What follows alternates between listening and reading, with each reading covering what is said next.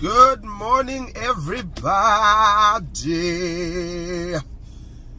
It's a beautiful Wednesday morning, and I hope that you are up and awake and you're ready. Yes, as teachers, it's our first day back with the kids. The little rascals are all coming back to come and make noise. We've been at school already for 2 days with just absolute silence and beauty, you know. So vandaag they come back and we need to reintroduce them to the school system. But it's so good to be posting again in the morning, and I hope that everything of yours is going well. I know some people have already been at work for 2 weeks, and it's okay. All of us have different races. But yeah, I just wanted to share my thought for the day and just a young motivational segment with it. You know what, over the last couple of days I've also been thinking about this. How many people are we seeing on the road right now who are running, who are trying to keep fit, who are doing everything in their power, you know, to be fit and all of that? Oh, it's January, yes, we're going to make the most of it, and everybody has all these resolutions, and I'm going to be this and I'm going to do that this year, and yeah. And then come February, February, you will see half the people are out of the gym, half the people are off the roads, half the people have changed their mind. Oh no, you know that thing I said I was going to do, oh no, that doesn't work anymore. It's impractical. How? What happened? The willingness and wantingness to succeed. That's what happened. You know, most of us, we put out these goals, we put out all these things that we want to accomplish and do, but we do not have the will and the wantingness to succeed. It's got to be something that you want to do more than you can breathe. It needs to be something that you are, you know, you're passionate, you think about it to such an extent that you obsess about it. The willingness to succeed, the desire to succeed, is probably one of the biggest downfalls of any goal.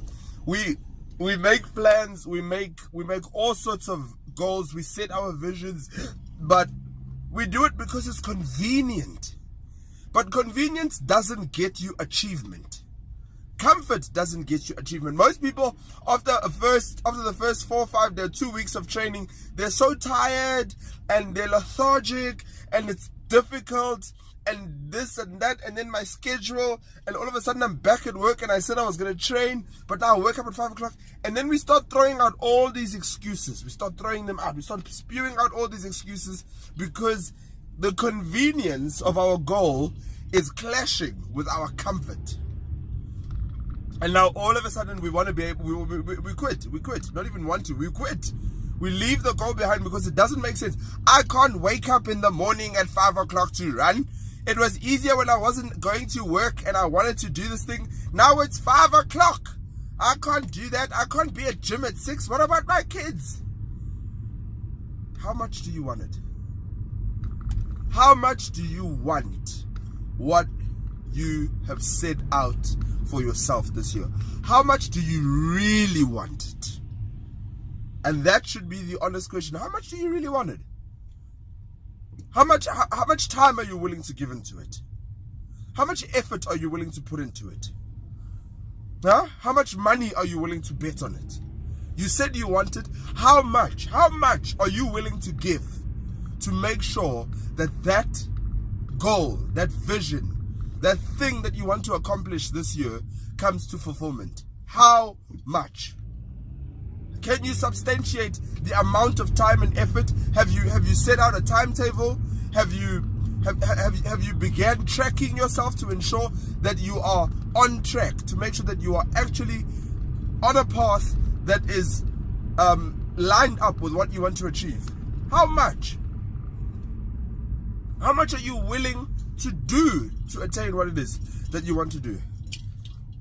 And I really think that we should start looking at things a little bit differently, because honestly speaking, if we want to achieve more in 2018, if we want to change our lives in 2018, if we want to change the people of the lives around us in 2018, not even this year, let's say 2018 and beyond, there needs to be a counting of the costs.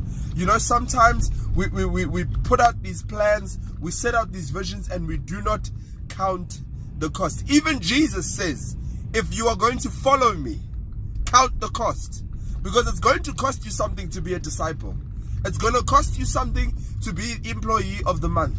It's going to cost you something to be the best student. It might cost you popularity. It might cost you coolness. It might cost you time with your friends. It might cost you time with your family. But it's going to cost you something. My question is, how much? Do you know how much it's going to take you to become the next 30 under 30? Huh? Do you know how much it's going to take you for you to become the next millionaire? Do you know how much it's going to take out of you for you to become a resourceful, amazing young person? You do not know, because you haven't counted the costs. Count the costs. It's important that we count the cost. It's important that we take time and we calculate. And this is why a lot of people, when it comes down to the second month of them trying to achieve their goal, it comes down to the second month of them trying to achieve what it is that they believe in their heart. And this is what I love. All of us, we believe in our heart that we are destined for greatness. And yet, when it's time to count the cost, when it's time for us to truly reflect on how much it's going to cost us, we change. That's when the switch up comes. Because now reality drops in. This is going to cost me too much. This is going to take too much of my time. Is this really worth it? Can I really accommodate this in my life? What happens? What happens? So I really think that this year, as the year starts, let us make an effort.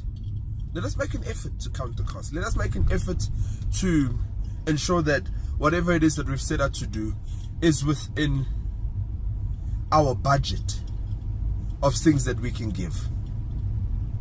Let's make sure of that. Okay, guys, much love, and I hope to see you very soon. Enjoy the rest of your day. Enjoy the rest of your week. You'll hear from me very soon. Please, guys, leave a comment. Like my pages. Check out Classic Kwazi on Instagram, on Twitter, on Facebook at Classic Kwazi. You can run it through. You can also just search Coach K. You'll find it there. But yeah, let's connect. Let's comment. Let's talk, and let's keep the conversation going. And yeah, love you and appreciate you. Have an awesome week.